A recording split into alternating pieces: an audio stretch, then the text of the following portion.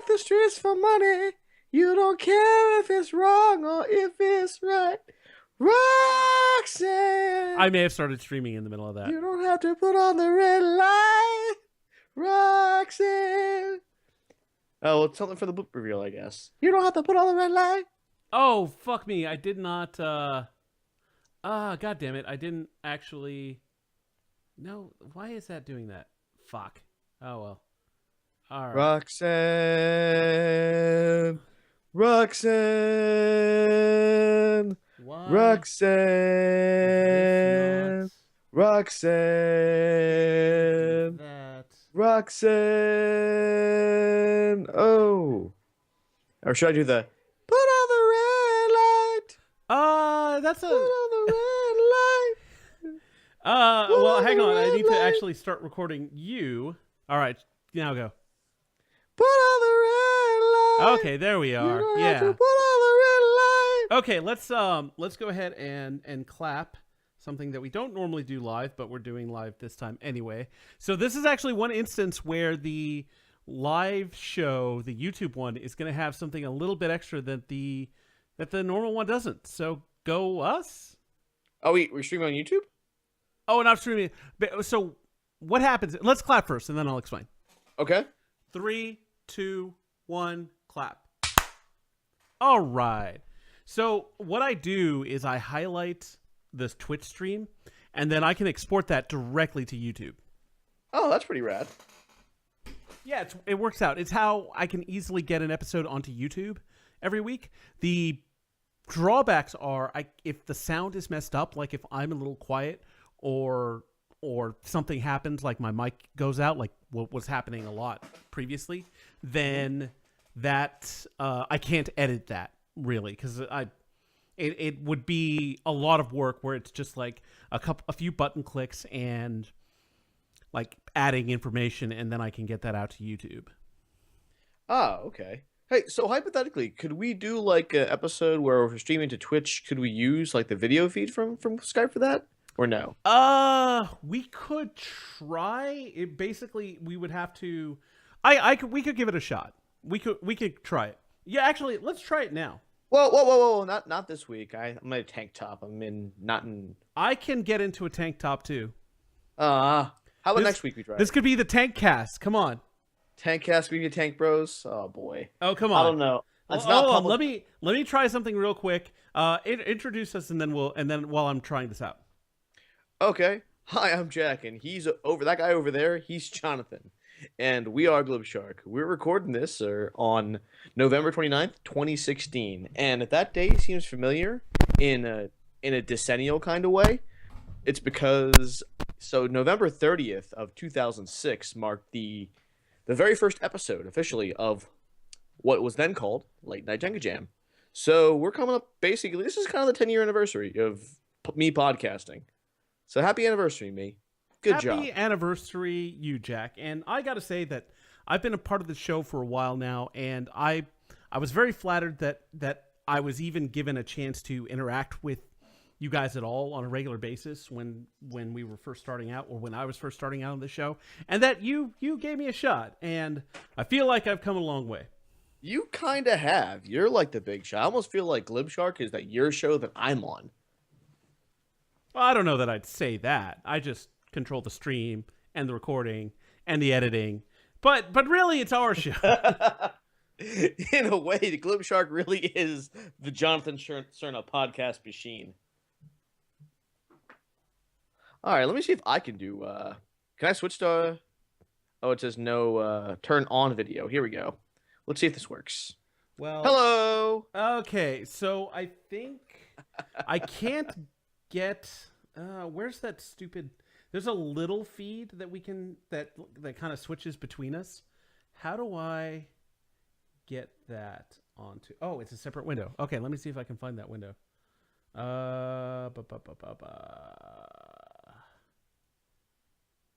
Can I? Okay. Oh, hang on. I put that on stream. Oh, God.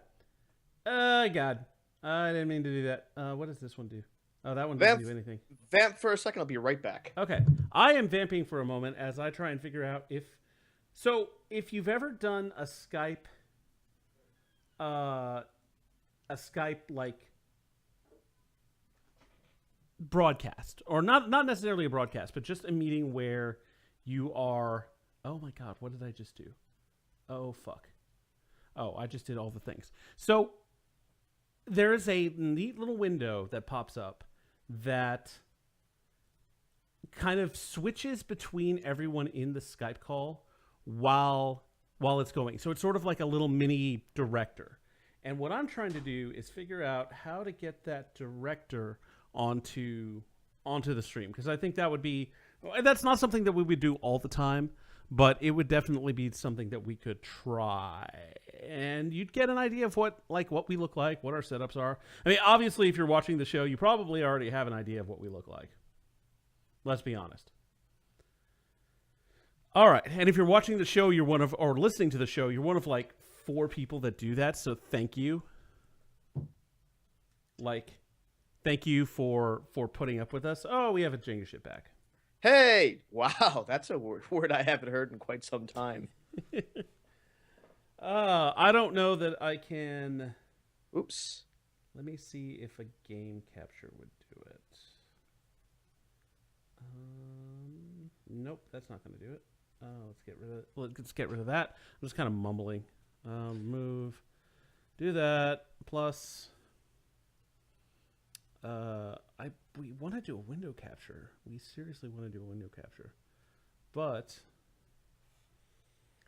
I don't know how to capture that one specific window. Like I said, there's that little Skype window that I would love to get, and I don't know how to get it. Well, we're kind of flying by the seat of our pants here, doing like basically video for the first time in 10 years, basically on a whim.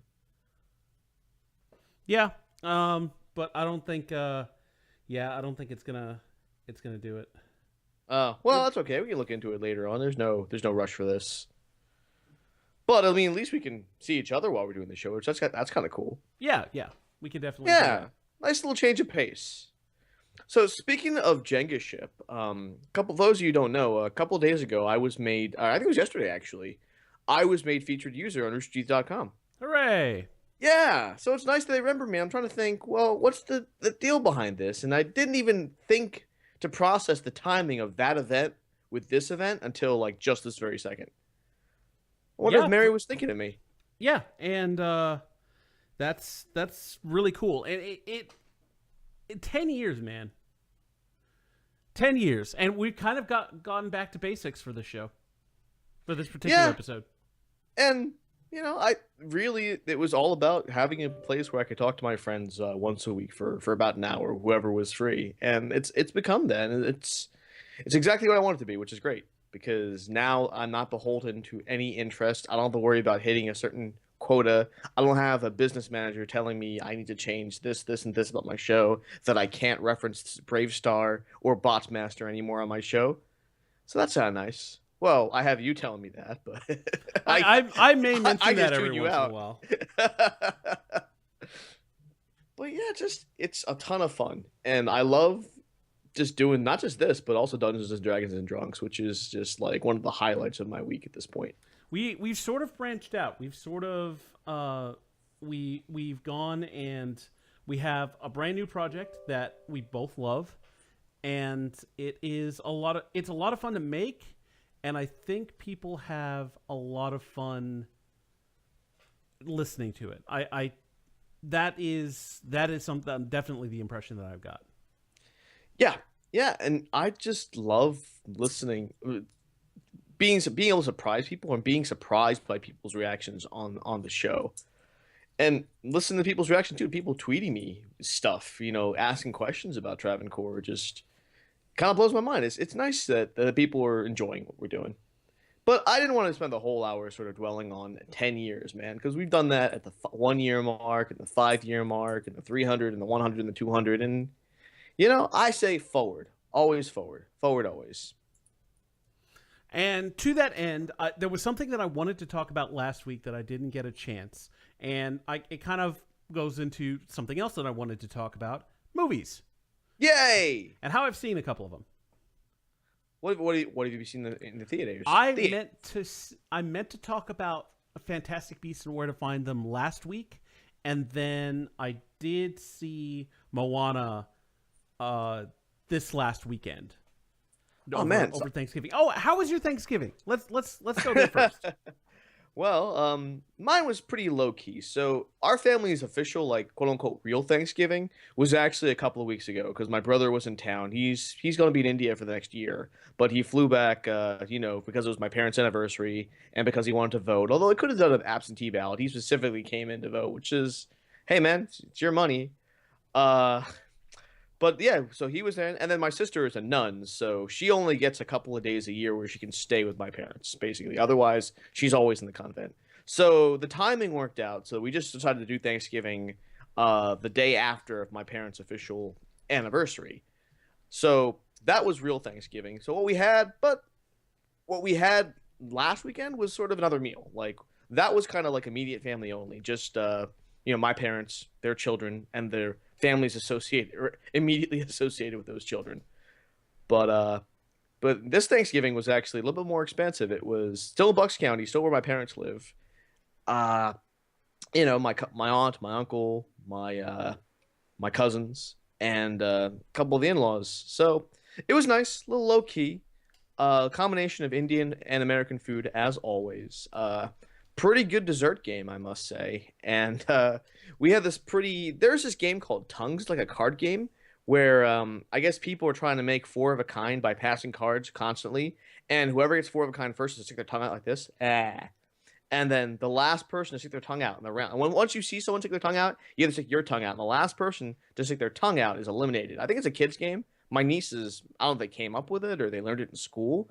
But that was a lot of fun. Just playing something simple across the dining room table became the card table. So other than that, I was off that entire week. I saw, Doctor Strange. I did some organizing here, some basic manners. I cooked a pot of Jack's Clem's chili, which is a variation of our friend Darn Clem's chili recipe, and it was a pretty big hit. But aside from that, pretty good Thanksgiving. How about you, man? Anything special? Not a whole lot. I did have to finish up some car stuff, which was pretty aggravating that I might get to later if I'm feeling particularly angry. But it was a really good Thanksgiving. I got to hang out at home. I did get to go over to a friend's house and have the teeniest, tiniest little bit of pie, which was nice. We played some games, and I watched them play a game called Arkham Horror, which is sort of like a Cthulhu adventure game, and it was a lot of fun to watch that and watch them get killed, because that's what happened. But it was a really really good holiday, and before that there was bgg.con, and then there was Thanksgiving weekend. So really over the last 2 weeks I'd worked like 5 days, and so going back to work on Monday was especially hard. Yeah. Oof. Like I feel you because I'm kind of in the same boat. Like I was out all of last week and then I came back and I'm just like, all right, back into the grind. Yeah, and Monday wasn't as bad for us as I thought it was going to be, but it was still pretty busy, and I was still dealing with car shit. In fact, I just today finally got everything with the car squared away, which took way longer than I had anticipated. But according to the dealership and my bank, everything is good. So I'm like, okay, that's finally good. I just wish I didn't have to suffer nearly as much as I had to. But I did get to see Moana last weekend, which was really good. The animation was awesome. The voice acting was incredible. Really, really good. The Rock knocked it out the park. The young lady that played Moana was fantastic. The music was... I think I had a very, very favorable opinion of the music when I left. And when I listened to the soundtrack again, I found that a lot of it was pretty derivative Disney kind of stuff. And it's not surprising because they brought in Lin-Manuel Miranda, which is the genius behind Hamilton, which everyone loves. And so a lot of the lyrics, the English lyrics, were very that sort of Hamilton style, that very storytelling style, which works very well with Disney, but it's very samey. It's kind of the same stuff we've gotten from Disney for a long time. The only things that really stood out were the pieces that were in native Polynesian languages. They had an artist from New Zealand who collaborated on some of those songs, specifically We Know the Way and a few of the other sort of transitional pieces. Those by far the best parts of the soundtrack. And then when it switches to English, then it's kind of like, it just doesn't seem quite as smooth. That said, the young lady who voices Moana has like kind of the signature song of the movie, and it's really, really good. So overall, excellent movie. I would definitely recommend it. Fantastic Beasts, pretty good. I did not really know what to expect. This was a Harry Potter movie that it was based, or I guess it was inspired by the book Fantastic Beasts and Where to Find Them from the Harry Potter universe. If you crack open that book, it is nothing like a story. There's no narrative. It's just about monsters. And they only published it, I think, a couple of years after the Harry Potter the movie came out. So the books had already been out well before that. And it really was just that. It was just a textbook that had listed all these different beasts and had information about them. So the movie doesn't follow the book at all, but it follows the guy who wrote the book, Newt Scamander, and he is not your typical protagonist. Like, he's not particularly dashing.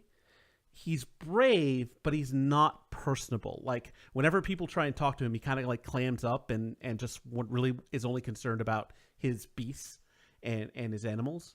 So he's very unlike a lot of other heroes. And the partner that he eventually gets in the movie is much more like those standard heroes. She's actually a very good character. And I think that's the biggest strength of Fantastic Beasts are the characters. Honestly, the movie starts out like really rough. You've seen Deathly Hallows Part 1 and 2, right? Yep. Have you read the books? No. Okay. So I've only seen the movies. I've not read any of the books. The beginning of Fantastic Beasts and Where to Find Them assumes that you have encyclopedic knowledge about the events discussed in the books, and not necessarily like the present day stuff, because as people may or may not know, Fantastic Beasts takes place about 70 years before the Harry Potter series starts. So it's dealing with stuff that has happened in the past, but has been referenced in the stories of Harry Potter. The first 15 minutes of the movie were very confusing as someone who has only watched the movies. I'm like, I feel like I'm supposed to know this. Like, they're taking a lot of liberties with what I know as someone who has just watched the movies. So I would be prepared for that sort of confusion, because there's like a few things that happen later on in the movie that I guess are supposed to be big reveals. But again, I'm like, okay, that happened, whatever. But the characters are definitely the strong point, and the adventure. It's cool to see adults using magic, like competent magic users just using magic instead of a bunch of kids who are just learning. That was kind of refreshing. Well, it sounds like if you're a Harry Potter fan, it's worth checking out. But if you didn't read the books, you might need a guide. And I have the perfect person in mind. My cousin Jenny, actually. She loved the Harry Potter books and movies. She grew up on Harry Potter. So yeah, if I decide to watch Fantastic Beasts, I'm definitely gonna hit her up and leverage her for her knowledge. You might just take her. You might say, Jenny, we're gonna go have brunch and see Fantastic Beasts if she hasn't already. And seriously, like, because there are parts of the beginning of the movie throws a lot of information at you. So it's having someone who is more familiar might be helpful. Then again, like I said, the confusion comes back a few times, but the movie is just really solid. And I think future installments will be a lot less confusing now that we've had this one and we've established a few things. Going forward, there's going to be a lot less confusion, even from people who have only watched the movies.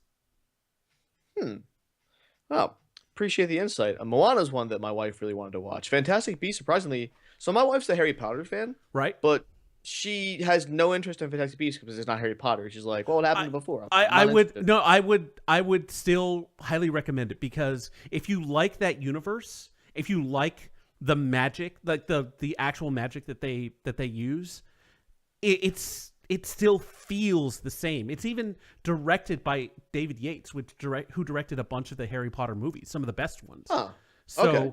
It definitely feels like a Harry Potter movie without actually having Harry Potter, and that's good. These characters are interesting. None of them are really boring, and the things that they do and the adventures they have, it's fun. It really is. And so if you're a fan of Harry Potter, even if you're just specifically a fan of the character Harry Potter, if you care at all about the universe that surrounds him, this movie will still appeal to you. Well, if we get a chance to swing by the old movie theater, we'll check it out. Otherwise, I'll make it a Redbox night. I'm saving my pennies for Rogue One. Yeah, I got my tickets yesterday. So Nice. This was some shit. So I saw that Dom, our good friend Count 3D, had gotten his tickets. So I'm like, well, if he got them, I should probably get them too. So I went on my local theater, my local IMAX's site, got my ticket, and I was like, okay, great, I'm all set. Not an hour later, that very same movie theater tweets out, oh, tickets are on sale. And half the fucking auditorium was already sold out. Like, almost the entire middle section, all sold out. I managed to get a solitary seat in around the area that I like, so I'm covered. But I think it was horseshit that, like, they're like, oh, tickets are now on sale. They had been on sale for, like, I don't know, it could have been almost a day. Enough for 300 seats of a 700 seat auditorium were sold out, and they were all the best seats. Bummer. That is the worst. Yeah.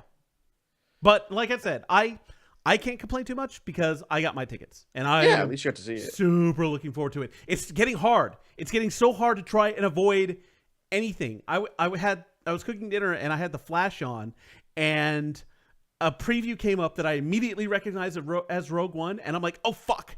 And so I had to turn up the cooking stuff to make noise so I couldn't hear it, and I'm just like, oh, god damn it. Yep. So I think one of the benefits of me being so frustrated with the state of social media is that I'm spending less time on it, which means I'm not getting spoiled on as much stuff. So, yeah, more reading, more tabletop gaming, more, I don't know, photography. But, oh, got a lot of phones blowing up here. Yeah. We have a chat for Dungeons and Dragons Drunks, and one of our friends is posting in it, and like you said, blowing up both their phones. So, well, I mean, this is when he's free. Can't really blame him that much. I mean, probably. I'm actually kind of curious to see what's in here. I can't spoil anything for. Oh, these are actually some pretty good drawings. Yeah, I saw those were pretty impressive. Yeah.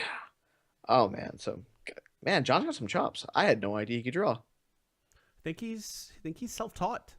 Yeah, and I should know better because I actually have a still photograph that I bought at a RT Philly, I think a couple of years ago, that's hanging in my my house downstairs in our living room right now as we speak. It's actually a really, really cool one. I mean, I feel really bad about. For the longest time, I thought it was Nick Cussworth who took it.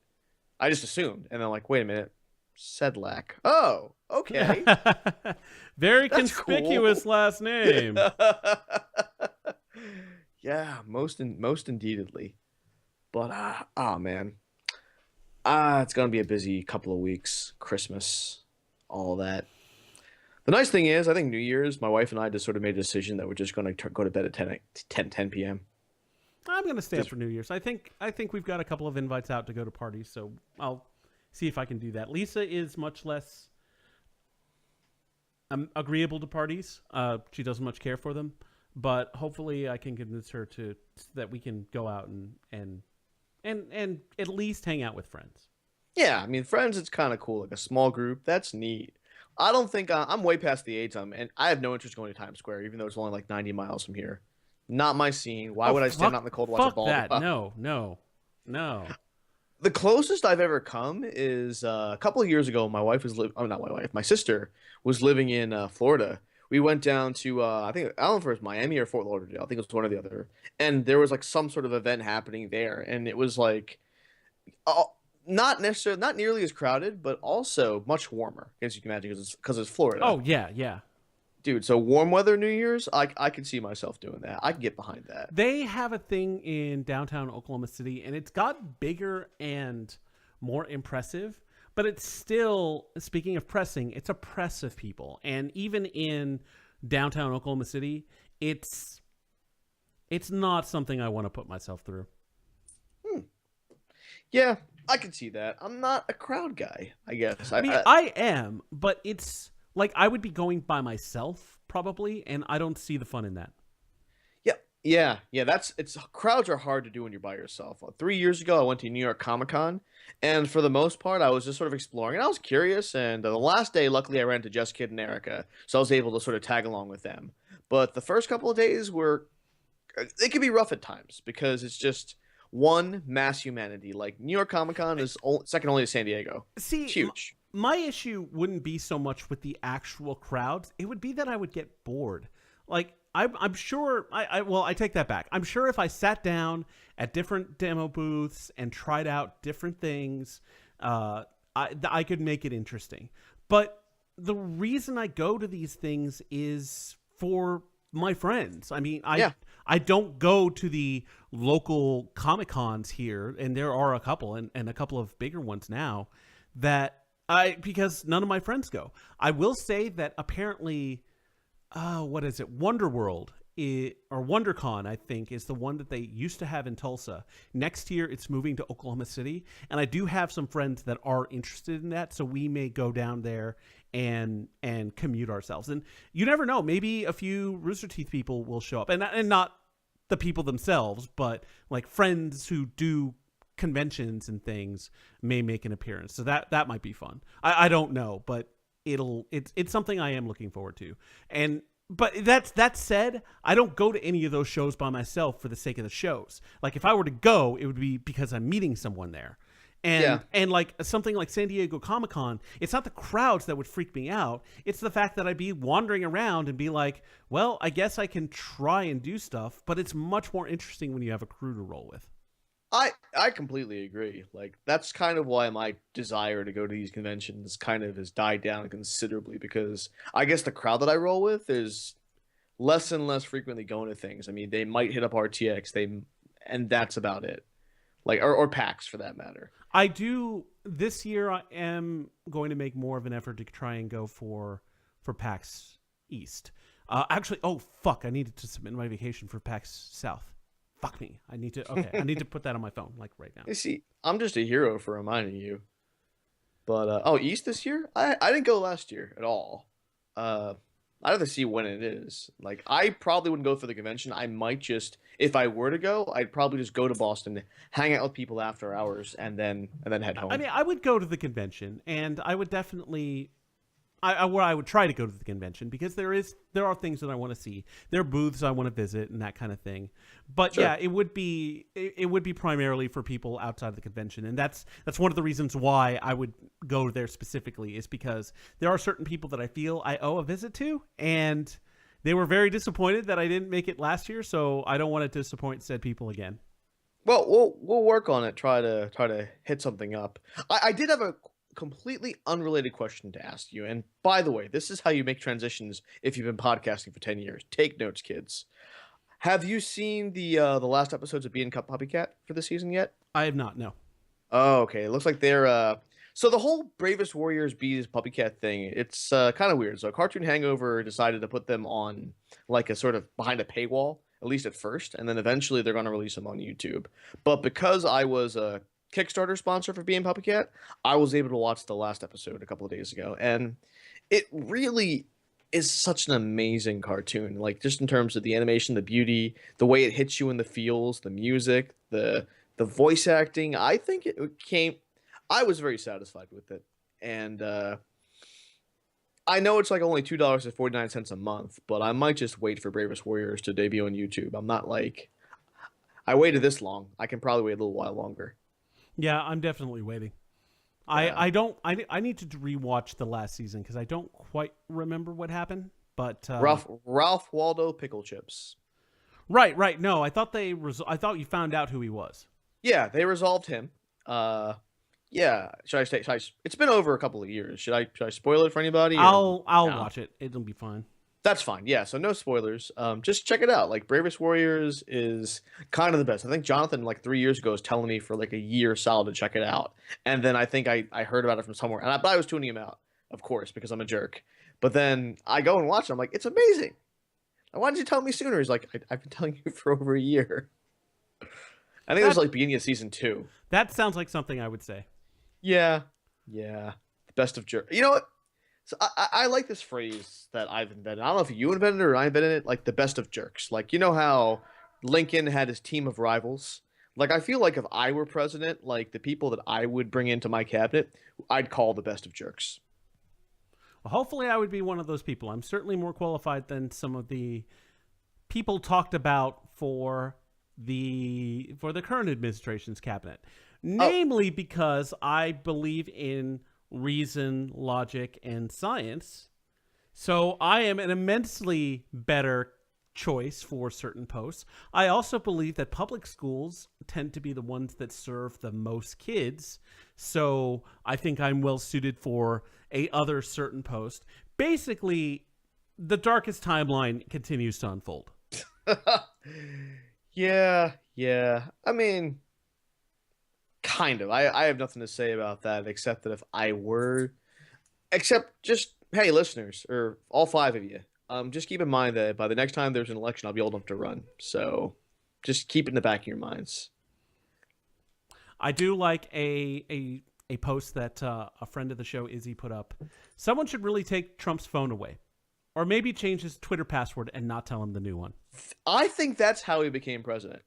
They took his Twitter away and they told him the only way you're getting your phone back is if you win. That would make sense. I mean, it was pretty much radio silence for the last part, and I think it benefited him very well. Yeah. Like, you know what? If I start, I'm not going to stop. We can save that for Serious Shark. I've been talking about doing the. Oh my the God! most You've been serious talking version of about the it for show 2 fucking years. Set Yeah. a date, invite people, and they will show up. I'll even show. You know what? Angry Jonathan will show up. This Jonathan right here will show up to your show. He just needs a date. Okay. All right. I will. And you know what? No time like the president. Company meeting in progress. So I would All right, also. let's- So you know how Lauren handles the production of Dungeons and Dragons and Drunks. We show up and we do our thing, and then she produces the episodes. I would say that if you do Serious Shark, you should definitely handle the production. Okay, be a good learning experience for Yeah. me if nothing else. Absolutely. I think you figure it out, and then you, like I say, you set a date, and then go. Got to figure out like where there's room on my schedule. Well, I guess we're not recording for D&D next week, so something to think about. Okay, but I still owe Travis a serial podcast. It could be a serious serial podcast. That could be episode 0. Serial Shark. I mean, there's nothing to say that serious conversation can't happen over cereal. Very serious conversations over a bowl of. This is. And like I'm pretty I said, sure that's the only podcast that doesn't exist yet. That's. I think it would be. You would definitely have to put in the clinking of spoons to plates, or I'm sorry, to bowls. Who eats cereal off a plate? And those sort of little ticks. You know, like the ticks that I used to remove from this show, like slurping and knows that I don't nearly spend as much time on because 1, we're a bit better, and 2, ain't nobody got time for that. I'm employed now. Yeah, and Toastmasters. So thanks for that, guys. Oh man. But anyway, I was gonna say something about What were we talking about? Being puppy cat. I got totally sidetracked. I should have made notes. I meant to make notes for this. Yeah, I need to like come up with like a notes or something. Like, is there a way to like throw notes into the? I gotta see if there's a way to put notes into the RSS feed to have them show up with every episode or not. That I don't know. Like, cause you know how some podcasts you actually see like well, the description I guess would be where you put it, like for the Yeah. episode. Yeah. Oh, okay, that's easy enough. I can just write up something Oh my eventually. god. Starting next week, I'll do this. Well, But the description I normally go ahead and put in, like, in a bit. I'm actually coming up with the episode title now, so I just have it a deal. I don't know. We've said some pretty wacky shit that should be the episode title, but I don't know. I haven't figured it out which one I want to do yet. What are the options? I fuck if I know. I wasn't keeping track. That's why I'm gonna have to go back and listen to the show to figure it out. It'll be done in media ras or whatever. In media ras. In media ras or whatever. Okay, there we go. That's it. We have a winner. Oh man. So what else? Oh, fantasy football. So my team is now, I believe, 7-5. It's crazy. I have Ezekiel Elliott and DeMarco Murray, so my running backs are like running the gamut, so to speak. But my wide receivers are terrible. Well, not really. So one of the people that showed up that I got to visit with during Thanksgiving was a buddy who was running our friend fantasy football league, and I got chewed out a little bit because I sort of haven't updated in a long time, and basically I've been kicked out of the league next year. I'm not going to be invited back, which frankly is okay. Like, the amount of effort that I put into this league this year is very telling. Yeah, I mean, it's hard. Like me, I canceled the D&D for Jocks League for this season because I wanted to go all in on my church league, and it's paying off. I'm in fifth place. I believe I'm in fifth place out of like 12 teams, and we have a playoff system. So in a couple of weeks, I'll be pretty well poised to be able to take it all. And the pot is doubled this year, so if I win, maybe I can buy myself something nice. That's some pretty hefty pot there. Yeah, I got some nice fliff coming my way if I'm able to pull the victory out, so to speak. Pot is profitable. Apparently, like that was the winner in 2016. I feel like, I'm really looking forward to 2017 because, like, for a lot of reasons, both personal and public. But like, there's no place to go but up, is there? I guess we are fast approaching rock bottom. Like, celebrities are just dying to get off this mortal coil. Well, I feel like 2016 has brought me a lot closer to God because rock bottom's about where you figure out where God is. Clearly, we're being punished. Yeah. Very clearly. And as Catholics, we're all about punishment. We're all about atoning for sins. And clearly, we're making up for some pretty major shit here. Year of mercy's over. Back to guilt. Oh God. And we'll have a more reflective view of 2016 when we get closer to the day. But I was telling someone, because like we were talking and we were just like, yeah, fuck 2016, blah blah blah. It's been a pretty bad year, but personally, it's been a pretty good year for me. Like, I learned how to scuba dive. I went on my first scuba trip. RTX was a unique RTX for me, and I think overall I came out ahead. There were definitely some ups and downs on the weekend, but I think overall it was definitely one of the stronger RTXs. I got a tattoo. Yeah, I got a tattoo. Got a rad tattoo, guy. And I'm taking my fitness seriously. So even though I've gotten some really bad news, and everyone has gotten really bad news, I think for me it's going to be a wash. Probably about the same for me. I mean, I hate for all the doom and gloom in the news. Like, it's been a pretty solid year for me. Moved to a new town, although I do miss media. Like, Westchester's got some cool stuff going on here. I'm still married. A lot of people didn't see that coming, but hey, managed to hold it down. So go me. I mean, she's way too good for you. Way too good for you. It's a good thing she doesn't listen. Yep. Oh, Speaking of listeners, I wanted to give a shout out to my friend Joel. He talked to me about Glib the other day on Saturday, and hey, buddy, if you're listening, thanks for listening. Hope you enjoy it. I appreciate some of the tips he gave me too. So that's kind of neat. I'm going to give actually. You mentioned that. I am going to give a shout out to a local friend here who has brought up the show a couple of times while we were hanging out last couple of weeks. John, thank you so much for listening, and thank you so much for putting on bgg.con, for being one of the power players there, and thank you for letting me come over to your house and play your copious amounts of games. We played a couple of games that I think very well could make an appearance at RTX. Oh yeah? Like what? There is a game called Happy Salmon. It's a party-ish game. It doesn't play nearly as many people as, say, Coup, but it plays like 6, which is fine. I think it's a game that you can definitely tag in and out of. But basically, it's a very interactive game. Everyone has a deck of cards that has different tasks on them. High five, fist bump, switcheroo, where you switch places with one of the other players, and finally Happy Salmon, where you take the palm of your hand and tap someone else's forearm, and they do the same to you. That's the Happy Salmon. So as you draw cards, you declare what you need to do, and you're trying to find someone else who needs to do the same thing at that moment. And if you do that thing with each other, then you can both drop your cards on the ground. And if you have to skip, you put that card on the bottom of your deck. And the goal is to get rid of all your cards. That sounds fascinating. I don't know. It's not very brainy, so it's definitely not. I wouldn't call it fascinating, but it is a hell of a good time, and especially while drinking. The other game, which I probably would put more into the realm of fascinating, is a game called Raise Your Goblets. You know the scene from Princess Bride where it's the Battle of Wits? Yeah.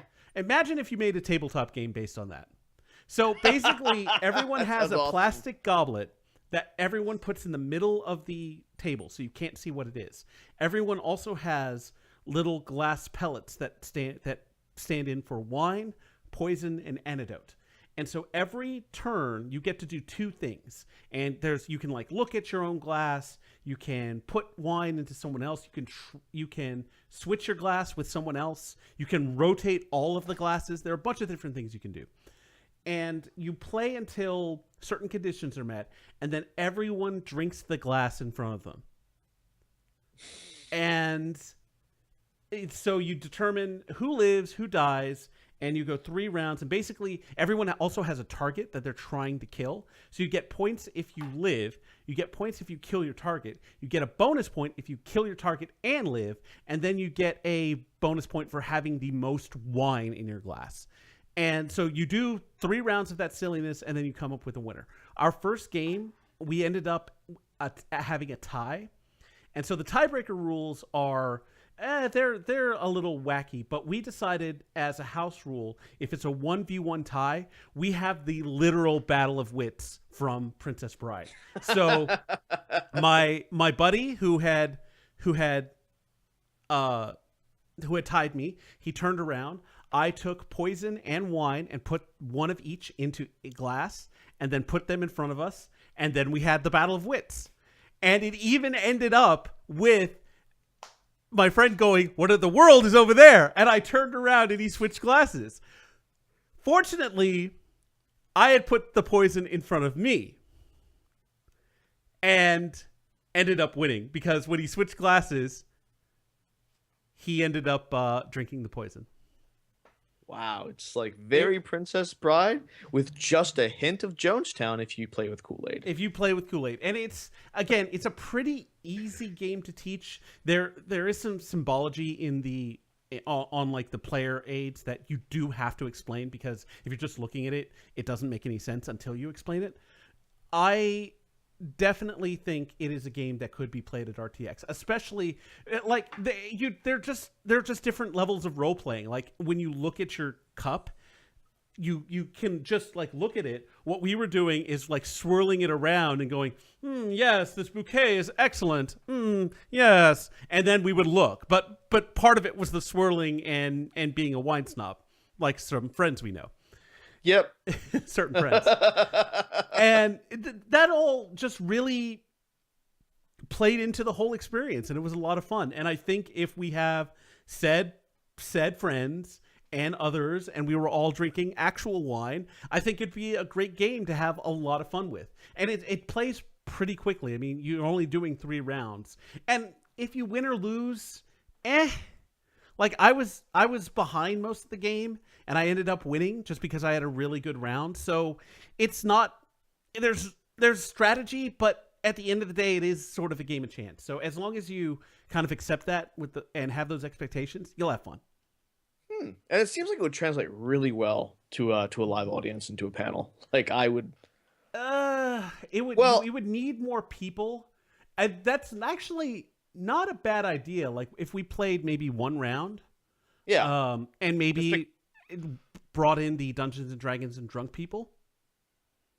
yeah, I could see that. Yeah, I think with all 5 of us, that would be a lot more interesting. Well, And maybe with the camera overlooking that would show the audience what was in what. But I think, yeah, that could probably work. I think we could probably make that happen. Something to think about at our next company meeting, which will probably be a future episode of Glib Shark. That's how we tend to do it.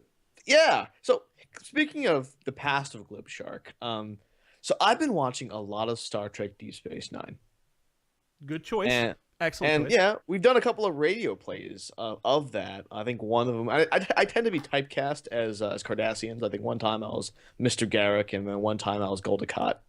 And that was, and I think one of the reasons I'm watching it again is because, well, Discovery's right on the horizon, but also because, so yeah, you've heard of the Riker Googling Twitter account? Oh yeah, absolutely. I am subscribed. So yeah, and the way he described like certain debates that happened recently are the Janeway Dukat debates. Yes.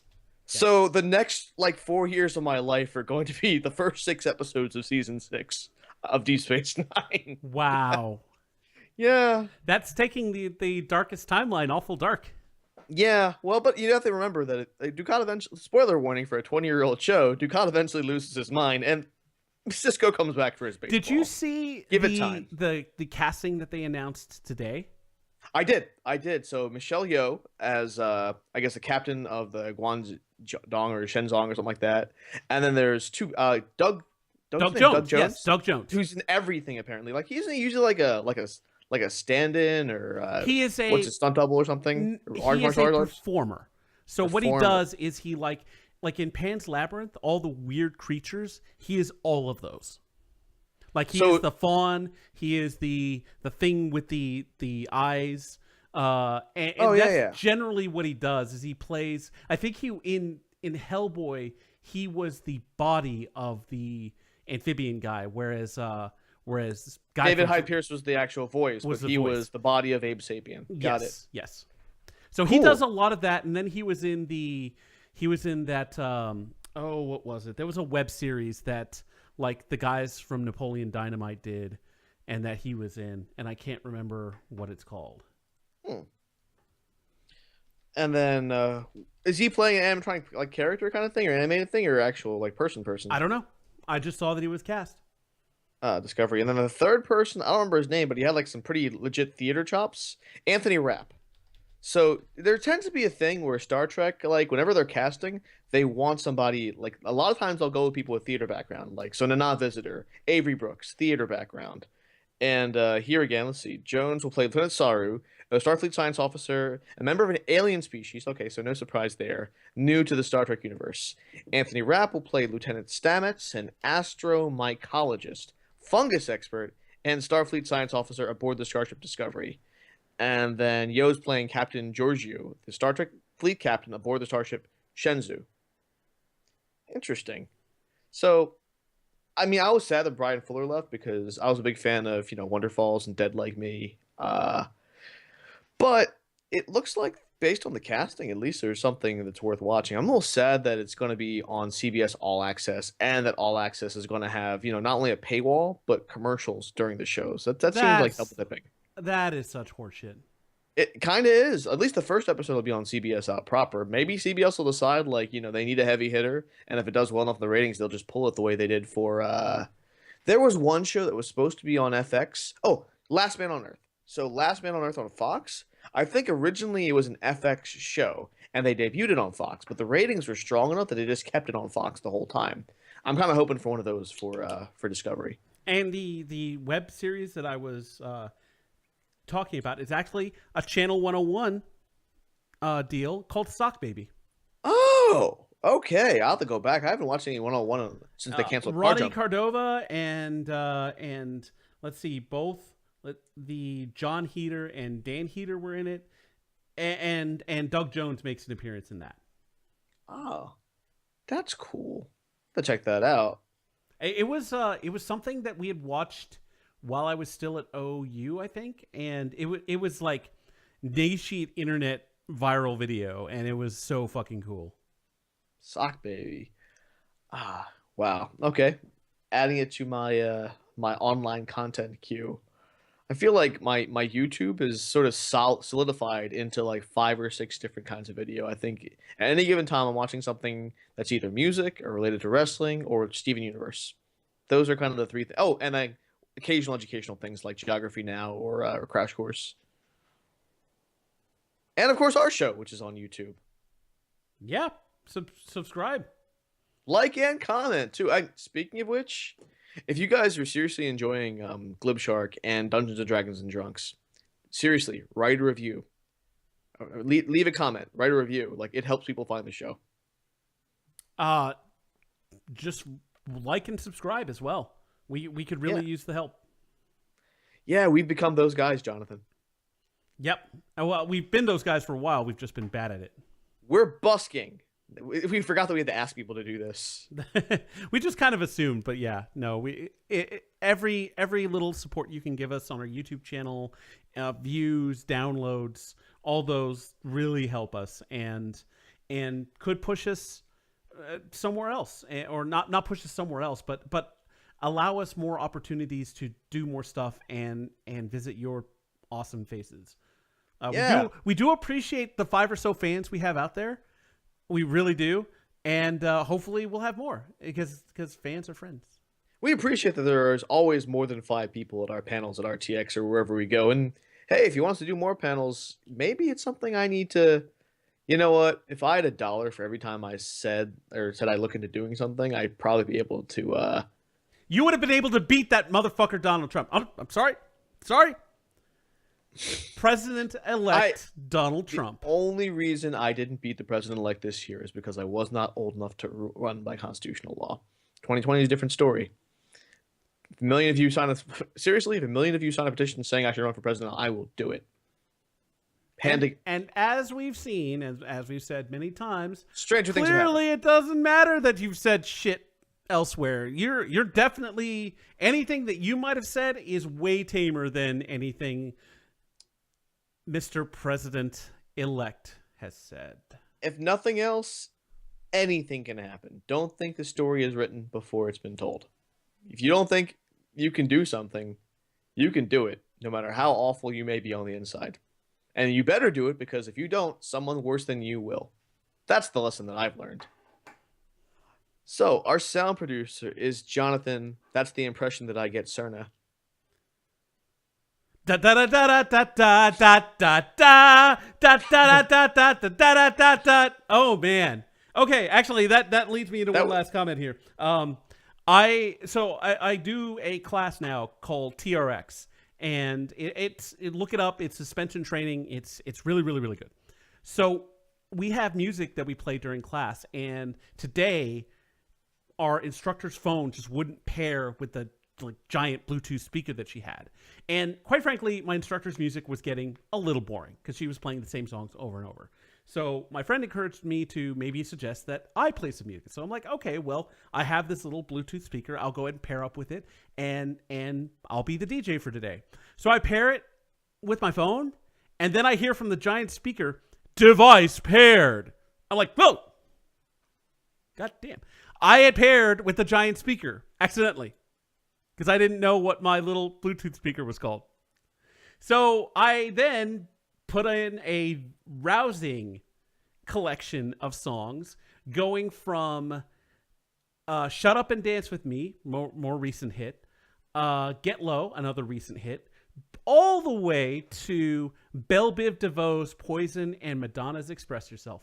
And I even threw in some You're the Best Around from Karate Kid, Joe Esposito. Oh man, so you guys probably heard some words at the beginning of the show. Those were said by Bob Ball. He's our announcer. You may have heard some music at the beginning of the show, and you'll probably hear it again at the end. That's from our dear buddy Linnea Boyev, who did our theme music. So on behalf of Jonathan Cerna, Lauren Urban, and the entire Glib Shark staff, this is Jack Edithel saying good night, good health, and stay Cardassian, my friends. And